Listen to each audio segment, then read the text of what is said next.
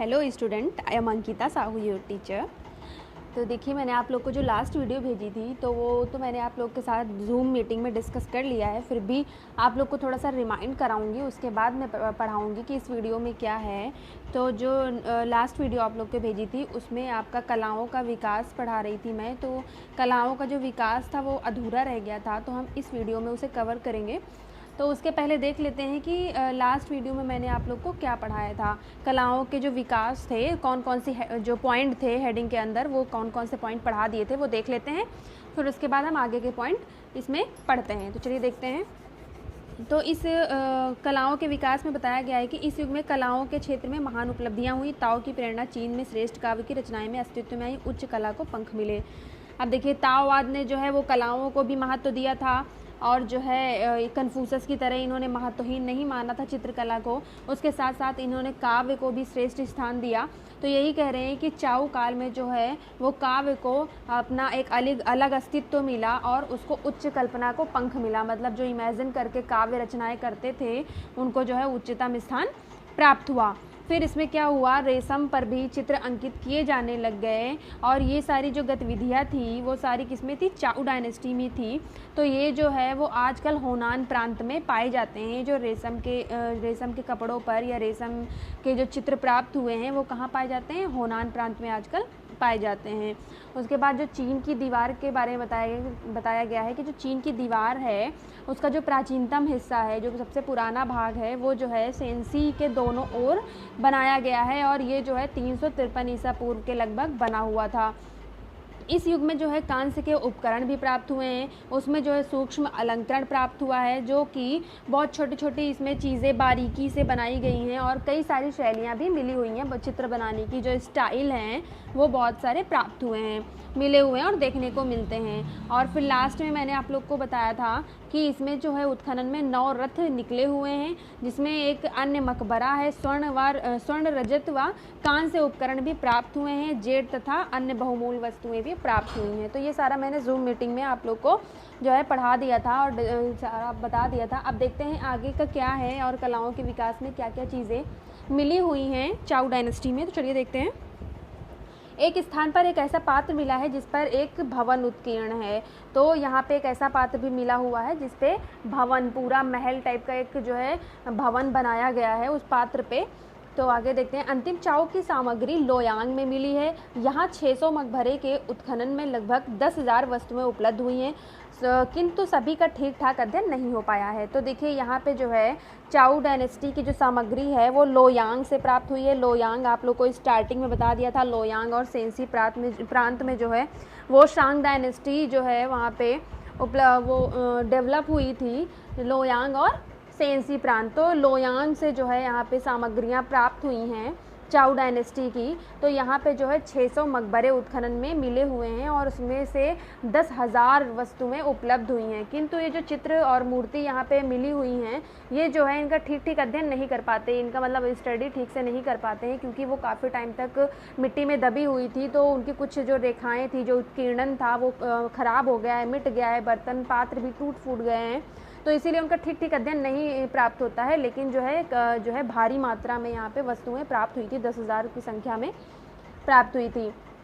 पात्रों के गड्ढेदार अलंकरण की नक्काशी में स्वर्ण तथा रजत को भी भरा जाने लग गया था। तो ये जो लाइन है मैंने आप लोग को अच्छे से जूम मीटिंग में समझाया था कि जो है पात्रों में पहले उत्कीर्ण करते थे, फिर उसके बाद देन उसमें जो है रजत और स्वर्ण मतलब गोल्डन और सिल्वर भरा जाता था पात्रों में। पात्रों के हैंडलूम दैत्य मुख लगाया जाने लगा। ढक्कन पर पक्षियों तथा अन्य जीवों का यथार्थवादी अंकन हुआ है। पात्रों के धरातल पर हुक के चिन्ह जैसे अंकित करके उसे खुरदरा बनाया जाने लग गया। अब देखिए, यहाँ पे जो है जो इसका ढक्कन बनता था उस पर पक्षी और जो अन्य जीव बनाए गए हैं वो बहुत जो है रियलिस्टिक लगते हैं, यथार्थवादी लगते हैं। और जो है इसमें दैत्य का मुख जो पात्रों में अलग से लगाया जाने लग गया था बना के। मतलब ये जो है पात्रों के साथ साथ नहीं बनाते थे, उसको अलग से बना के उस पर लगाते थे। रिलीफ चित्रण बताया था आप लोग को जूम मीटिंग में रिलीफ चित्रण क्या होता है। तो जो है अलग से ये लोग उसमें जो है दैत्य के मुख लगाते थे, फेस लगाते थे। पात्रों के धरातल पर हुक के चिन्ह जैसे अंकित करके उसे खुरदरा बनाया जाता था। और इनके धरातल पे जो है मैंने बताया था कि लाइनिंग बना देते थे, तो ये कुछ हुक के डिज़ाइन का खुरदरापन इसमें बनाते थे, किसमें, पात्रों में। अब आगे देखते हैं क्या है। ज्यामितीय अलंकरण भी किए गए। कांस्य के अतिरिक्त लाख तथा जेड में भी अलंकरण हुआ है। वक्र रेखाओं के अलंकरण बहुत आकर्षक हैं, जिनका एक उदाहरण स्वर्ण खचित गेंडा है। अब देखिए यहाँ पे जो है ज्योमेट्रिकल शेप का यूज़ करके भी अलंकरण किया जाता था, चित्र बनाए जाते थे। और इसके साथ साथ जो इसमें कांस्य और मिट्टी बताया था मैंने आप लोग को ना कि कांस्य के पात्र जो है वो प्राप्त हुए हैं, फिर उन्हीं के नकल पे उन्हीं की अनुकृति जो है वो मिट्टी के पात्रों में भी की गई है। तो जो है इन पे कौन कौन से डिज़ाइंस प्राप्त हुए हैं, पक्षियों के प्राप्त हुए हैं। डिज़ाइंस बताया था आप लोग को, दैत्य का मुख बनाया गया है और इसके साथ साथ ज्योमेट्रिकल शेप्स का भी यूज़ किया गया है। और कांस्य के अतिरिक्त मतलब कांस्य से तो पात्र बनते ही थे, उसके साथ साथ लाख और जेड में भी अलंकरण मिला हुआ है। लाख जो है वो एक प्रकार का धातु है, जिससे आप लोग देखते होंगे कंगन चूड़ियाँ वो अलग से धातु की बनी होती हैं, तो वो जो है कंगन जो होते हैं वो लाख से बने होते हैं, है ना। इसकी पूरी खेती होती है, तो लाख एक धातु है। तो लाख तथा जेड से भी बने हुए हैं जो पात्र, उसमें भी अलंकरण प्राप्त होता है। तो आप लोग को जेड का तो अच्छा मैंने एग्जाम्पल शेयर कर ही दिया था कि कैसे अलंकरण उस पर करते थे जेड पत्थर से। वक्र रेखाओं के अलंकरण बहुत आकर्षक हैं, जिनका एक उदाहरण स्वर्ण खचित गेंडा है। अब देखिए वक्र रेखाओं से भी ये अलंकरण करते थे, ज्योमेट्रिकल शेप में ही आता है ये वक्र रेखा। तो बताया मैंने कि ज्योमेट्रिकल अलंकरण भी हुआ है। तो क्या हुआ है, वक्र रेखा जैसे कर्वी लाइन होती है, वक्र रेखाओं में बहुत सारी लाइन्स होती हैं, तो वक्र रेखाओं से अलंकरण जो किया हुआ है वो बहुत आकर्षक लगता है, अट्रैक्टिव लगता है।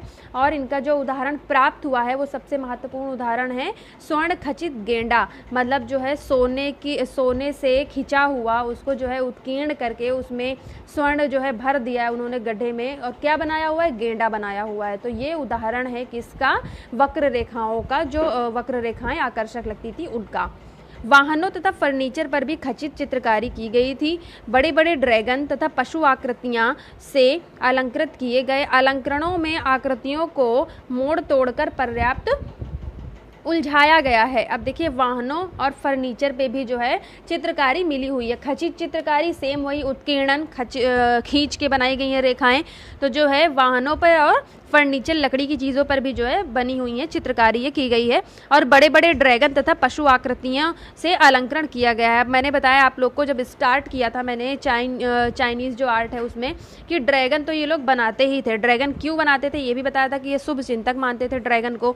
तो ये जो है बड़े बड़े ड्रैगन बनाते थे और जो है पशु आकृतियाँ भी अलंकृत करते थे। अलंकरणों में आकृतियों को तोड़ मोड़ कर पर्याप्त उलझा। अब अच्छा देखिए आपको मैंने शांगकालीन एक पात्र दिखाया था जो टी आकार का था, उसमें जो है 36 रेखाएं और कंठेदार रस्सी के समान घुमाओ, ये सारी चीज़ें दिखाई थी एग्जाम्पल के साथ। तो क्या करते हैं ये तोड़ मरोड़ के उसको उलझा के चित्रों को बनाते हैं। वो अच्छा एग्जाम्पल था, आप लोग उसमें एक बार देख लेना कि कैसे बनाया था। तो ये जो है लाइंस को तोड़ मरोड़ के जो है अलंकरण करते हैं और जो है एक दूसरे से उलझी हुई लगती हैं देखने में।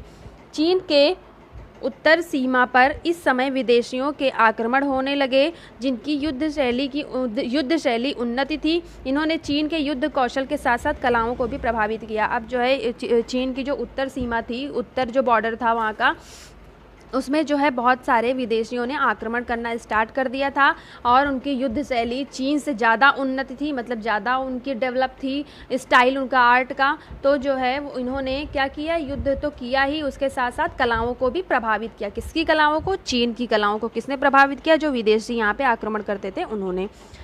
यह अपने खंजरों, चाकुओं तथा उपकरणों को यथार्थवादी ओजपूर्ण पशु आकृतियों से अलंकृत करते थे। इससे पशु एनिमल स्टाइल कहा जाने लग गया। अब देखिए जो चाउ डायनेस्टी के लोग थे तो वो जो है अपने खंजरों पे, चाकुओं पे जो है क्या उपकरणों पे क्या चीज़ें बनाते थे, आकृतियाँ बनाते थे। किसकी, पशुओं की आकृतियाँ बनाते थे, इसलिए इसको क्या कहा जाने लग गया, एनिमल स्टाइल। तो पशु शैली यहाँ पे विकसित हुई, वो बहुत यथार्थवादी ओजपूर्ण लगती थी जो उस पर ये लोग आकृतियाँ बनाते थे। तो यथार्थवादी आप लोग को बता दिया था कि रियलिज्म जैसी लगती हैं वो, है ना। तो ये सारी चीज़ें यहाँ पे प्राप्त हुई। अब आगे देखते हैं क्या है। यह सुंदर तथा कल्पनाशील चीनी आमूर्त शैली पूर्णतः भिन्न थी। जंगली हिरन, बारहसिंगा, बैल के अतिरिक्त अपने शिकार पर झपटते हुए चीते तथा गिद्ध का भी अंकन करते थे। अब देखिए यहाँ पे जो है सुंदर और कल्पनाशील मतलब इमेजिनेशन करके बहुत ही सुंदर चीनी आमूर्त शैली पूर्णतः भिन्न थी, जो है सबसे भिन्न थी, अलग थी और जगह की शैलियों से जो यहाँ पे प्रभाव पड़ा था विदेशियों का, तो उनसे भी बता रहे हैं कि उनसे अलग थी इनकी शैली। और कैसी थी, इमेजिन करके चीज़ों को बनाते थे और बहुत ही सुंदर थी। और इसमें क्या क्या चीज़ें बनाए गए थे, किस किस चीज़ का अंकन किया गया था, जंगली हिरन, बारहसिंगा, बैल, इनके अतिरिक्त जो है अपने शिकार पर झपटते हुए चीते को दिखाया हुआ है और गिद्ध का भी अंकन यहाँ पे किया गया है। अब देखिए यहाँ पे मानव आकृतियाँ भी मिली है, जो है पशु आकृतियाँ भी मिली हैं, ज्योमेट्रिकल शेप्स के भी डिज़ाइन मिली हुए हैं, तो इसमें वैरायटी आप लोग को चित्रण की देखने को मिलती है। आन यांग के कुछ उपकरणों पर इस शैली के आरंभिक प्रभाव दृष्टिगोचर हुए हैं, किंतु बाद में चाउ तथा हान युगों के जटिल कार्य में इसके पर्याप्त प्रमाण मिले हुए हैं। तो देखिए ये जो शैली बताई आप लोगों की, ये अलग सी शैली यहाँ पे विकसित हुई, भिन्न थी, जो कल्पनाशील से और सुंदरता जो दिखाते थे। तो ये जो है आन यान के कुछ उपकरण भी इसी शैली में मिले हुए हैं, इसी शैली से प्रभावित हैं, जो आरंभिक मूर्तियाँ हैं वो, किंतु बाद में चाउ तथा हान युगों के जटिल कार्य में इससे पर्याप्त प्रमाण मिले हुए हैं। और बाद में जो है इनके बहुत सारे साक्ष्य भी प्राप्त हुए हैं, किससे, चाउ तथा हान युगों से। अलंकृत उपकरणों में चमकदार पॉलिश किए हुए कांस्य में जेट तथा बहुरंगे गोलाकार मणि जड़े हैं। जीव जंतु अकेले अथवा संघर्ष करते हुए दिखाए गए हैं। इसके साथ साथ ड्रैगन आदि के चीनी अभिप्राय भी अंकित किए गए हैं। अब देखिए अलंकरण उपकरणों में चमकदार पॉलिश, ये ग्लेज जो है, जो मैंने आप लोगों को ग्लेज पढ़ाया था, तो यही है चमकदार पॉलिश कहते हैं उसे, ग्लेज को। तो अलंकृत जो उपकरण है उसमें ग्लेज किया गया है, चमकदार पॉलिश की गई है। और कांस्य में जेड तथा बहुरंगे गोलाकार मणि जड़े हुए हैं। और जो कांस्य के बर्तन हैं और जो जेड के बर्तन हैं उसमें जो है बहुरंगे मतलब बहुत सारे कलर्स के, अलग अलग डिफरेंट कलर के गोलाकार मणि जैसे पत्थर जो है उनमें जड़े हुए हैं, मतलब उनमें चिपकाए गए हैं, लगाए गए हैं, किसमें, कांस्य और जेड के जो पात्र हैं उनमें। जीव जंतु अकेले अथवा संघर्ष करते हुए दिखाए गए हैं। इसके साथ साथ ड्रैगन तथा चीनी के अभिप्राय भी अंकित किए गए हैं। अब देखिए इसमें जीव जंतु भी दिखाए गए हैं, बता दिया मैंने आप लोगों को कि इसमें पशु आकृतियाँ, जीव जंतु, ये सारे दिखाए गए हैं। संघर्ष करते हुए मतलब अभी जैसे बताया ना आप लोगों को कि चीते को झपटते हुए दिखाया हुआ है अपने शिकार के ऊपर, तो ऐसे संघर्ष करते हुए दिखाया गया। और इसके साथ साथ जो है ड्रैगन और आदि चीनी अभिप्राय, जो चीन से रिलेटेड जो चीज़ें होती थी वो भी अंकित करते थे किस पे, पात्रों पे। उत्तरी चीन की पात्र कला पर इस प्रकार के प्रभाव नहीं है। अलंकरण विहीन भूरे रंग के पात्रों का ही निर्माण हुआ है। तो ये सारे जो चित्रण हैं वो सारे उत्तरी चीन में देखने को नहीं मिलते हैं। सिर्फ जो है इसमें क्या देखने को मिलता है, कला नहीं देखने को मिलती है। जो इनका धरातल है वो प्लेन दिखता है और अलंकरण विहीन है, मतलब उन पर अलंकरण नहीं किया हुआ है। ये भूरे रंग के पात्र बस इसमें बनाए गए हैं, किसमें, उत्तर चीन में। अब आगे देखते हैं। कुछ पात्रों पर मुद्रांकित ठप्पेदार अथवा गड्ढेदार पशु आकृतियों का आखेट दृश्य पात्र निर्माण की गीली अवस्था में ही किए गए हैं। देखिए ये मैंने आप लोग को समझा दिया था, वैसे एक बार फिर बता देती हूँ कि कुछ पात्रों पर जो है मुद्रांकित ठप्पे, ये पहले से जो है उनका निर्माण कर लेते थे, ठप्पों का निर्माण कर लेते थे। तो ये ठप्पे क्या हैं आप लोग को मैं मीटिंग में डिटेल में बता दूंगी। तो जो है ठप्पे बनाते थे और पशु आकृतियों का आखेट दृश्य पात्र निर्माण की गीली अवस्था में ही अंकित कर देते थे। तो ठप्पों पे चीज़ें बना के जब जो है इनके पात्र गीले रहते थे, मिट्टी के पात्र, तो ये सारे दृश्य जो है उस पर ठप्पों से ही जो है उसमें अंकित कर देते थे, जब पात्र गीली अवस्था में होते थे तब। और ये मिट्टी के बर्तनों में होता था ऐसा अलंकरण। कहीं कहीं पात्रों को काला करके धातु पात्र के समान भ्रम उत्पन्न किया गया है। इन पर चमकदार रंगों में पसी पक्षु अथवा ज्यामितीय डिजाइन अंकित किए गए हैं। तो जो है कहीं कहीं पे जो काले पात्र हैं उनको कैसे भ्रम उत्पन्न किया गया है, काले रंग से रंग के, मतलब काले रंग से रंग दिया उन्होंने पात्रों को, तो ऐसा लगता है वो कांस्य का है या फिर किसी और धातु का बना हुआ है। तो इसीलिए कह रहे हैं कि कलर्स जब उसमें कर देते हैं पात्रों में तो थोड़ा जो है हम कंफ्यूज हो जाते हैं कि अरे ये किस चीज़ से बना हुआ है। तो इन्होंने कलर्स के द्वारा भ्रम उत्पन्न किया हुआ है और इन पर जो है चमकदार रंगों से क्या बनाया हुआ है, पशु पक्षी और ज्यामितीय डिजाइन बनाया हुआ है। अभी देखते हैं लघु चित्र, मिनिएचर पोट्री। तो क्या है, चाउ मकबरों से इस युग के लघु पात्र मिनिएचर पोट्री वेसल्स भी उपलब्ध किए हैं। यह भारी किंतु आकर्षक हैं।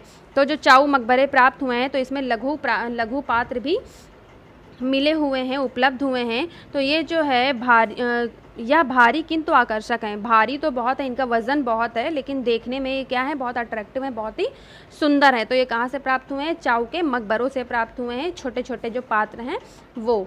तो अब आगे देखते हैं। इनके काले चमकदार धरातल पर ज्यामितीय अलंकरण रेखित किए गए हैं, जिनके लाल रंग के द्वारा कांस्य की अनुकृति की गई है। अब देखिए इनके जो काले चमकदार धरातल पर, मतलब उसको ये जो है काले रंग से रंग देते थे। अभी मैंने आप लोग को बताया कि ये काले कलर से रंग देते थे, जिससे जो है भ्रम उत्पन्न होता था कि ये कौन सी धातु का बना हुआ है। तो काले रंग से तो इसका धरातल रंग देते थे, उस पर जो है ज्योमेट्रिकल शेप्स भी रेखित करते थे, बनाते थे। और इसके साथ साथ इसमें जिनके लाल रंग के द्वारा कांस्य की अनुकृति की गई है, और लाल रंग द्वारा जो है जो कांस्य में बने हुए डिज़ाइंस हैं उनकी अनुकृति करते हैं, मतलब उनकी कॉपी करते हैं। किन बर्तनों पे? मिट्टी के बर्तनों पे। उनको काला कलर करके उनके ऊपर रेड से डिज़ाइन बनाते हैं, और वो जो जैसे कांस्य में डिज़ाइंस बनते थे वैसे ही देख देख के उनकी अनुकृति करते हैं। तो लघु पात्र जो है अभी आपका अधूरा है। बाकी ये कलाओं का विकास आपका जो है ख़त्म हो गया अभी, और सारी आपको उदाहरण बता दिए कि कौन कौन से अवशेष इसमें प्राप्त हुए हैं।